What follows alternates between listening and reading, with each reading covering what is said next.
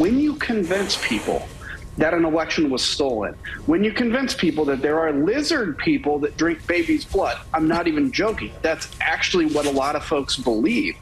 Eventually, you're going to find somebody that acts on that because, frankly, we've been raised in a country to believe that if your government is not representing you, if it's truly tyranny, you're going to have a revolution. Some of these people are convinced this is true tyranny, and it is incumbent on us as leaders to just stand up and say, you can't do this. This is wrong. If you don't do it, by the way, your silence is acquiescing to it.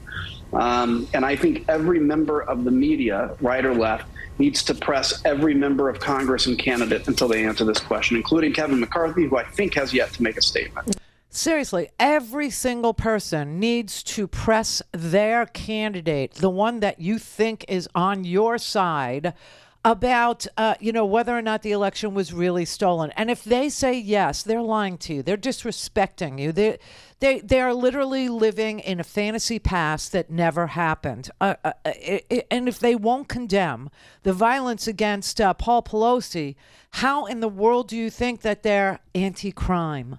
Well, they're against every crime except the one that happened at Nancy Pelosi's house because it happened to somebody they disagree with. So that's okay. That's what you want America to be. That's actually got a name. It's called fascism. When political opponents deserve violence, that's fascism. And yes, there are people out there that think that there are lizard people who are drinking babies' blood. Okay? The reason I believe that people reacted that way is it's all about the children. The question they don't want us asking is, where are all the missing children? What happens to these children? How can hundreds of thousands of kids go missing in the United States every year and nobody knows where they are? They just vanish? I don't think so. Every sex trafficking ring worldwide knows, bring the kids to the United States. That this administration is participating in the trafficking of kids because they're paying companies, LLCs, and nonprofits and church groups, they're paying them to take these kids and disappear them, including the report that you showed, have talked about the blood of young children being the secret to anti-aging. And why does nobody ask, where does blood come from? How do you get the blood of young children? And does it matter if the children are younger and younger and younger? So now are you talking about the blood of babies now? Okay, I don't know what happened to Lara Logan. I have no earthly idea. I mean, she went down this dark rabbit hole when she started screaming that Anthony Fauci was Dr. Mengele, and people latched on to that and said, oh, she's telling her, Fauci is Mengele. Yeah, Fauci is Dr. Mengele. He's doing experiments on people. I honestly, I just, and now she's sitting on Newsmax as an invited guest, telling the audience that would watch that crap, that would watch that swill, that would be disrespected in this manner, that would be lied to in their own home by invitation.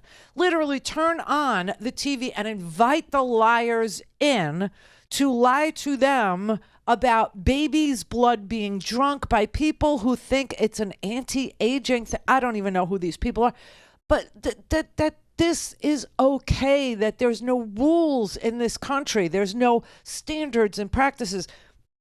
I don't know if you remember this or not, but I think one of the enduring sitcoms of all time is I Love Lucy. When I first watched I Love Lucy, it was a rerun. I'm not that stinking old. But back then, you couldn't even have Ricky and Lucy, who were legally married, sleeping in the same bed. You couldn't say she was pregnant. That word was not allowed on the TV. And now there's no standards. There's nothing that is verboten. There's nothing that's censored. There's nothing that is, too far. There's nothing too dangerous. There's nothing too ugly. There's nothing too deceitful for anyone to self-censor or to be censored for saying.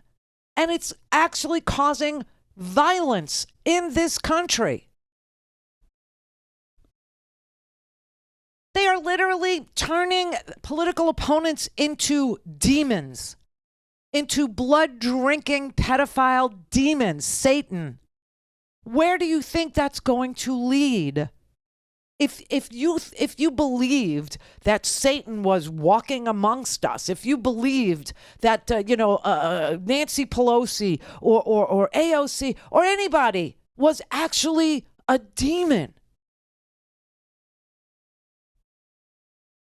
you would feel entitled to do something bad to them. Well, I got news for you. They're human. They're human beings. They're public servants. They were elected by their constituents to represent them. And if you disagree with that, you don't belong in this country. Because that's what this country is. Look, a friend of mine, Mr. Paul Pelosi, was attacked viciously. Somebody broke into his home looking for his wife, Nancy Pelosi, the Speaker of the House. And thankfully, I spoke to Paul a couple of days ago, and he's going to be okay.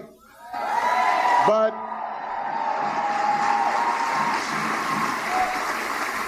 even as investigators do their job, find out what exactly motivated this person, one thing's clear.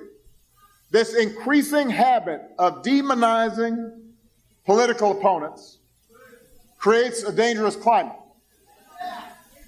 And elected officials who do not explicitly reject or participate in over-the-top rhetoric, if that's what they're doing instead, if they just ignore or make light of that kind of violence, or if they encourage their supporters to stand outside voting places armed with guns and dressed in tactical gear, if that's the environment that we create, more people are going to get hurt.